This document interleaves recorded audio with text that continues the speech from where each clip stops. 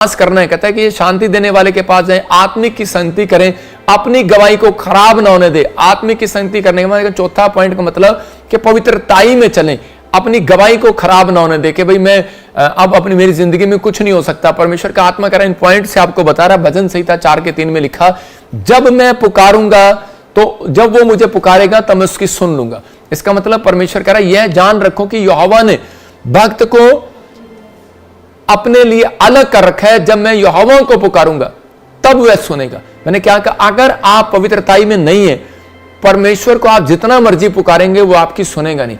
लेकिन आप कह रहे, जब आप कह रहे कि संगति करते हैं मसीह व्यक्ति की, तो परमेश्वर आपकी पुकार को सुनने लगता है। बेशक आप कितने ही पापी क्यों ना हो, आप कितने ही कर्जे में क्यों ना हो, आप कितने ही बैड क्यों ना हो, कितने ही हालात क्यों ना आपके खराब हो, लेकिन इस समय आप विश्वास करें कि परमेश्वर आपकी सुनने के लिए तैयार है। हो सकता है आप कहेंगे कि मैं पवित्र नहीं हूं, लेकिन परमेश्वर आपसे बात कर रहा है। कहता है कि आपके जीवन में परमेश्वर वो करना चाहता है जो कभी नहीं किसी ने किया होगा। पवित्र आत्मा इसलिए कह रहा है, जान रखो कि भक्त को अपने लिए अलग कर रखा है। इसका मतलब उसने डिफरेंट, आपको एक डिफरेंट बनाया है।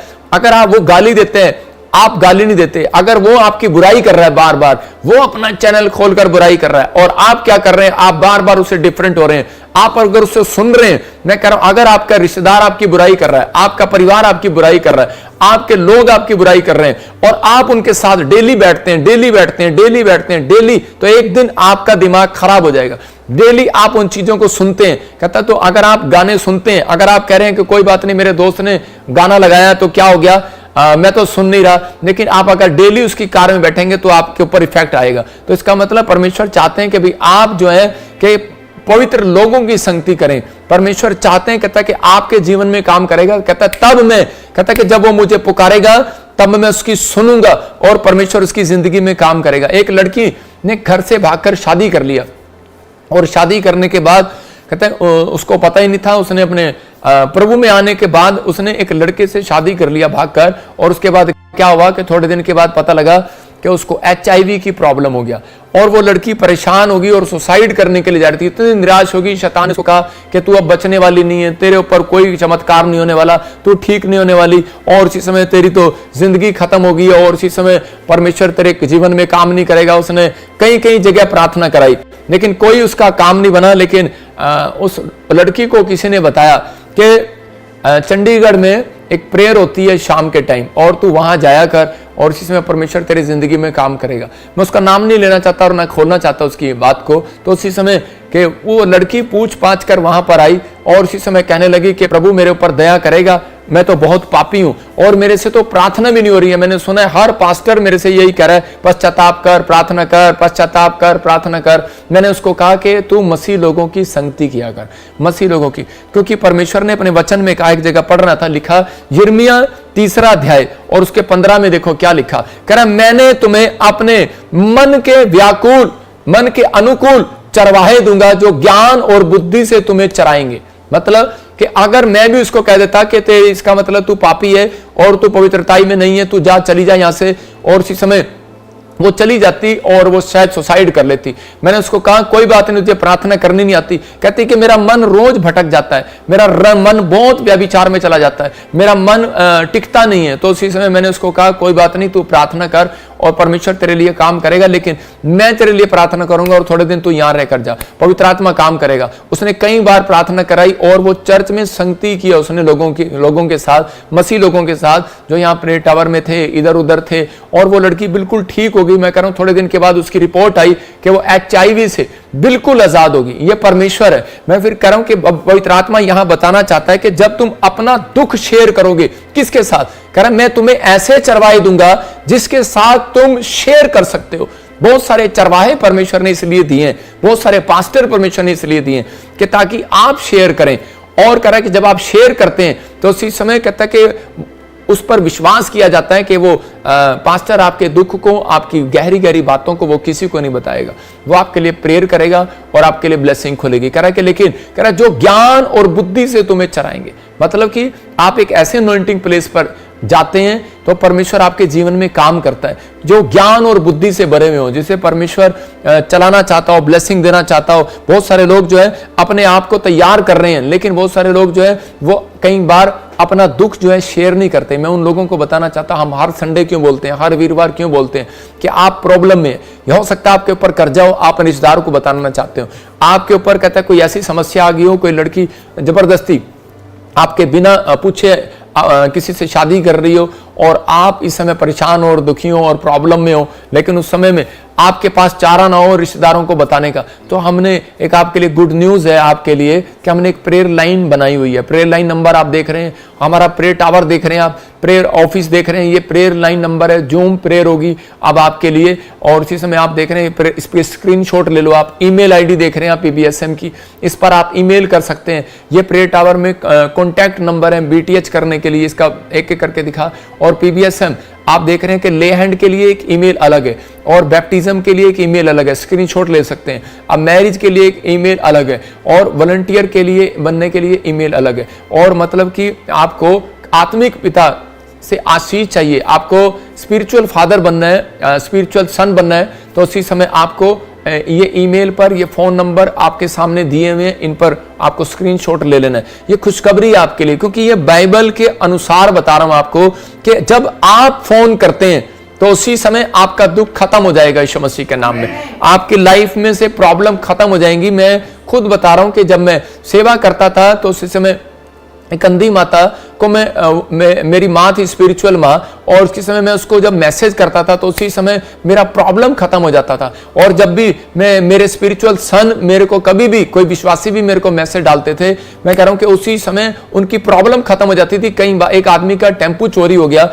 और उसी समय वो कहने लगा कि अब लोग मुझे कहेंगे गाँव के कि भाई तू तो चर्च जाने लगा था, तेरा टेम्पू चोरी हो गया, कल उसने लिया और परसों चोरी हो गया। तो उसी समय वो तो रोने लगा और उसने जब वो प्रार्थना किया, उसने मुझे मैसेज दिया, तो उसी समय परमेश्वर ने उसे एक चरवाहा दिया था, उसको समझ में आ गया और वो मेरे पास आया और मैंने उसके लिए प्रार्थना किया और उसके बाद मैंने उसको कहा जहां जहां तूने खड़ा किया था वहीं मिलेगा। और वो गया और वाकई उसको वहीं पर मिला। मैं कह रहा हूं कि अगर उसकी जिंदगी में चरवाहा ना होता, अगर उसकी जिंदगी में कोई स्पिरिचुअल फादर ना होता, तो उसी समय वो बर्बाद हो गया होता और वो रो रहा होता और सुसाइड कर लेता, क्योंकि वो बहुत गरीब आदमी था, नया टेम्पो लिया और उसी समय वो चोरी हो गया। हो सकता है आज बहुत सारी मेरे पास ऐसी गवाहियां हैं, हो सकता है आपके जीवन में भी ऐसी कोई बहुत सारी प्रॉब्लम हो, लेकिन परमेश्वर आज कह रहा है कि वो निराशा से बाहर लाने के लिए उसने आपको दिए। फिर से पॉइंट दिखाइए कि आपको प्रभु के साथ शेयर करना है, पास्टर के साथ शेयर करना है, प्रेयर लाइन नंबर पर शेयर करना है, आपको ईमेल पर शेयर करना है। मैं कह रहा हूं बहुत सारे दुख, कहता है कि आप सोचते हैं बड़ी मिनिस्ट्री में प्रोफेट विजेंद्र जी हमारे लिए दुआ नहीं करते, आपकी गलत फहमी है, क्योंकि यशायाह बोलता है अगर मैं तुम्हारे लिए दुआ ना करूं तो ये मेरे लिए पाप है। आप समझ गए मैं क्या कहना चाहता हूं? जब आप मिनिस्ट्री में आप शेयर भी कर रहे हैं, अभी कमेंट्स चल रहे हैं, आप कमेंट्स कर रहे हैं धड़ाधड़ यूट्यूब पर कमेंट्स कर रहे हैं नीचे, मैं कह रहा हूं आपकी प्रॉब्लम्स खत्म। आप ये ना सोचो कि मैंने इस कमेंट्स को पढ़ा या नहीं पढ़ा। पवित्र आत्मा अपने लोगों से बात कर रहा है, कहता है कि मैंने चरवाहा दिए, ऐसे चरवाहे दिए, कह रहा है कि उनके ऊपर ये अनॉइंटिंग है, कहता है कि आप देखते हैं तो उसी समय प्रॉब्लम्स खत्म यीशु मसीह के नाम में। कह रहा है कि पहला शमूएल 1:10 में यहां पर लिखा हन्ना उस समय जब उसके पास बच्चा नहीं था तो इसी समय वो निराश हो रही थी और बार बार वो परेशान हो रही थी। अगर वो जाकर मंदिर में अपना दुख शेयर ना करती तो एली उसके लिए भविष्यवाणी कभी ना करता। आज से पहले भी वो मंदिर में जा रही थी, शिलो में जा रही थी, लेकिन जब वो शिलो में इस तरीके से गई, विश्वास से गई कि मैं अपने लिए प्रेयर रूम में जाऊंगी और शेयर करूंगी आज अपने दुख को, आज अपने परमेश्वर को ऐसे शेयर करूंगी। मैं कह रहा हूं कि अपना दुख शेयर करना है, अपनी परिस्थितियां शेयर करनी है, प्रेयर करना, बांटना है, प्रेयर करना, शेयर करना, अपने दुख को परमेश्वर को बांटना है। देखो अगर आप कहते हैं कि अगर किसी को कोई प्रॉब्लम हो रही है, किसी को कोई समस्या हो रही है, मैं कह रहा हूं कि अगर बहुत सारी चीजें आपने ईंट उठाकर इतनी सारी ईंटें उठाकर वहां पहुंचानी है, तो आप अगर थोड़े से लोगों को देंगे मेरी मदद कर दे तो उसी समय वो उठाकर पहुंचाएंगे। तो इसका मतलब शेयर कर दी अगर आपने ईंटें तो उसी समय हेल्प करके जा रही है वो। ऐसा ही है कह रहा है प्रार्थना करना, कह रहा है जब आप प्रार्थना करते हैं तो यीशु मसीह आपकी प्रार्थना को लेता है और उसी समय उसके स्वर्गदूत जाते हैं और उसी समय वो परमेश्वर के सामने रखते हैं और उसी समय पवित्र आत्मा उसी समय चमत्कार करता है। आपने अपने दुख को शेयर किया है। जब आप प्रार्थना करते हैं तो उसी समय परमेश्वर आपके लिए स्वर्ग से खड़ा होता है और बंधनों को तोड़ता है। जो हर संडे, हर वीरवार ऑनलाइन होते हैं, पवित्र आत्मा उनके जीवन में बहुत सारी ब्लेसिंग को खोलता है। आज के बाद आप सुख के दिन देखने वाले हैं यीशु मसीह के नाम में। मैं कह रहा हूं कि एक लड़की और एक लड़का दोनों उन्होंने मैरिज, उनकी नई नई मैरिज हुआ और वो बॉम्बे में गए, और उसी समय क्या उन्होंने जब उनको कंपनी में काम करने लगे तो उसी समय कंपनी वाले वहाँ पर उसको परेशान करने लगे। और उसी समय थोड़े दिन के बाद वो किसी पास्टर से फ़ोन करके बोल रहे थे, हमारे प्रेयर लाइन नंबर पर बोल रहे थे, कह रहे कि पास्टर जी, प्रॉफिट जी को बोलो हम नौकरी छोड़ देंगे। हम कंपनी में गए, लेकिन वो कंपनी में जिस हमने काम किया तो वो लोग हमारी बड़ी बेइज्जती करते हैं, हमारे साथ बड़ी प्रॉब्लम डालते हैं, हमारी इंसल्ट करते हैं, और इसी समय हम यहाँ से छोड़कर वापिस आ जाएंगे। मैंने उनसे पूछा आपकी सैलरी कितनी है? बोलते 2-2 लाख रुपए।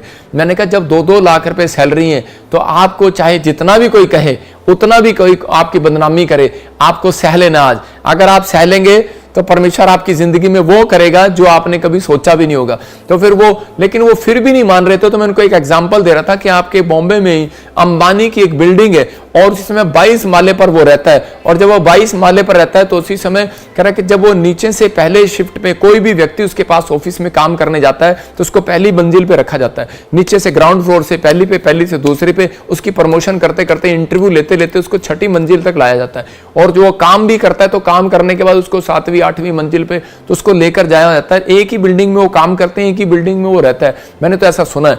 और उसी समय कहते हैं कि जब वो 7वें माले पर पहुंचते हैं तो 10वें पर माले पर उनके साथ मतलब कि 10वीं बिल्डिंग में 10वें कमरे में ऑफिस का जो बनाया होता है उन्होंने, तो वहां पर उसकी खूब खिंचाई करते हैं, खूब खिंचाई, बेइज्जती, कभी उल्टे सुलटे सवाल, कोई उसको छेड़ रहा होगा, कोई कुछ कर रहा होगा, कभी ये बंदा भाग जाए, डिस्टर्ब हो जाए अपनी जिंदगी से, और इसी समय ये अपनी नौकरी को छोड़ दे, डिस्टर्ब हो जाए।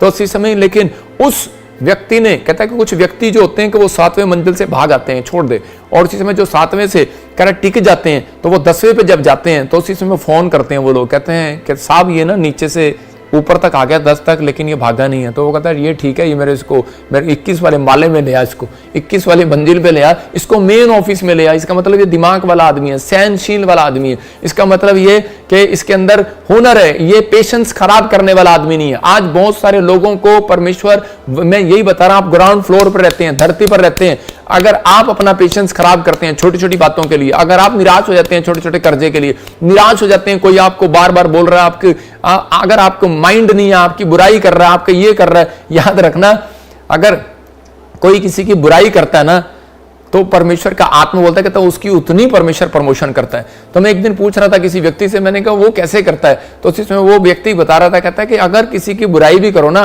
तो उसी समय लोग उसको ज्यादा देखेंगे और ज्यादा देखेंगे और तो ज्यादा ही वो सपनों में आएगा। मैं कह रहा हूं कि अगर नेगेटिव भी कोई मेरी लाइफ को, मेरी मिनिस्ट्री को अगर कोई नेगेटिव भी करता है ना तो आज रात से मैं उनके सपने में आने लग जाऊंगा। वो उठेंगे और धोएंगे, कहते ये बंदा मुझे क्यों दिख रहा है बार बार। इसका मतलब परमेश्वर कोई तो बातचीत करेगा आपके जीवन से, कोई तो आपका भला करेगा। हो सकता है कह रहा है कि मैं, परमेश्वर ने मेरे चेहरे के द्वारा, क्योंकि उसने कहा कि मैं तुम्हें एक ऐसा चरवाहा दूंगा, कहता है कि जो तुम्हारे लिए, कहता है कि बुद्धि और ज्ञान से भरा होगा और तुम्हारी जिंदगी में, कहता है उस अनॉइंटिंग को लेकर आएगा। तो ये परमेश्वर की योजनाएं होती हैं। कभी कभी कहता है कि किसी को ऊपर लाना, और ये कहता है कि ये माला जो होता है, कह रहा है कि ये जो कहता है यहां से करे, आप धरती पर रहते हैं ग्राउंड फ्लोर पर, अगर आपकी जिंदगी में कोई बार बार प्रॉब्लम आ रही है, बार बार कर्जे आ रहे हैं, अगर आप प्रभु में आ गए हैं, ये याद रखना, अगर आपके साथ ऐसा हो रहा है तो हिम्मत नहीं हारना। बेशक आपके अपने आपके खिलाफ हो गए हो, या फिर आपके लोग आपके खिलाफ होंगे, या आप बीमारी में पड़े हो, समस्याएं पड़े हो, कर्जे में पड़े हो, लेकिन परमेश्वर का आत्मा कह रहा है कि मैं तुझे उस माले पर लाऊंगा। कह रहा तू बढ़ता चला जाएगा, बढ़ता चला जाएगा। परमेश्वर उस व्यक्ति को ऊपर लाएंगे,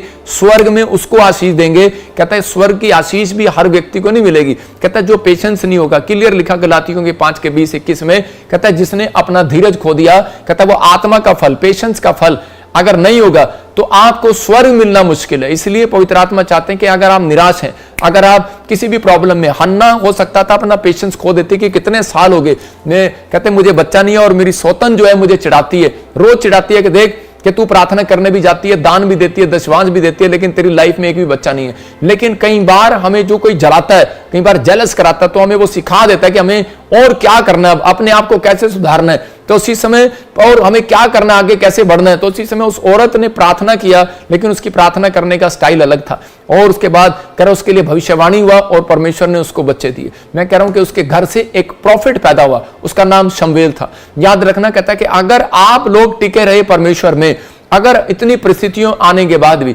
अगर गरीबी आने के बाद भी, कर्जा आने के बाद भी, बीमारी आने के बाद भी आपने सच्चे परमेश्वर को जान लिया और आपने छोड़ने का फैसला नहीं किया कि परमेश्वर मैं तो तेरे में बना हूं, चाहे कुछ मिले ना मिले, तो पवित्र आत्मा ऐसे ईमानदार लोगों को देखता है जो अपनी गवाही खराब नहीं होने देते, और परमेश्वर उन व्यक्तियों को ऊपर लेकर आता है और उन्हें ब्लेस करता है और उनके घर में ऐसे बंदे को पैदा करेगा।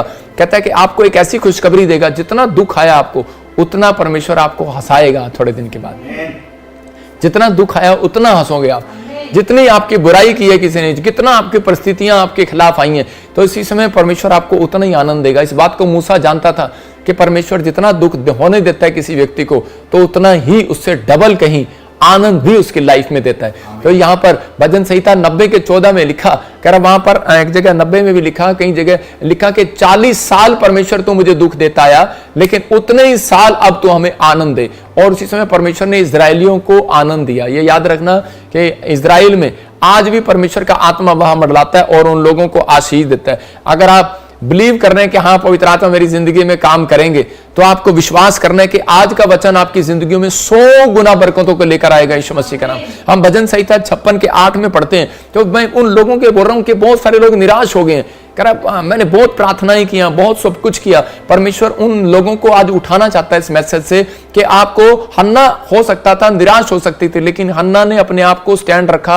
अपने माइंड को कहता कि अपने उस लेवल पर लेकर आई उसको, कहते कि जहां पर परमेश्वर उसको आशीष देने वाले थे। इसका मतलब कि आपको वहां लेकर आना है, दुनिया से परे हटके। इसलिए परमेश्वर ने कहा कि जब वो पुकारेगा तब मैं उसकी सुनूंगा। इसका मतलब ये नहीं कि जब आपका पादरी पुकारेगा तब आप सुनेंगे। पवित्र आत्मा कह रहा है पुकारना आपको भी पड़ेगा। भजन संहिता में यहां पर 4:3 में कहा उसने, कहता जब तू पुकारेगा तब मैं सुनूंगा, लेकिन उसके बाद दूसरी शर्त उसकी ये है कि आप पवित्र होकर आओ। कहता है लेकिन उसके साथ कहता है कि वो बताना चाहता है, कहता है कि इसी के 56:8 में कहता है कि मैं तेरे, अगर आप पवित्रताई से चले और आप प्रार्थना की, आपने खुद प्रार्थना की, बेशक आपको उत्तर ना मिला हो, लेकिन परमेश्वर इस वचन में फिर कह रहा है 56:8 में कह रहा है कि तू मेरे मारे मारे फिरने का हिसाब रखता है, तू मेरे आंसुओं को अपनी कुप्पी में रख ले, क्योंकि उनकी चर्चा तेरी पुस्तक में नहीं है। परमेश्वर की पुस्तक में कहता है कि आपका दुख नहीं है।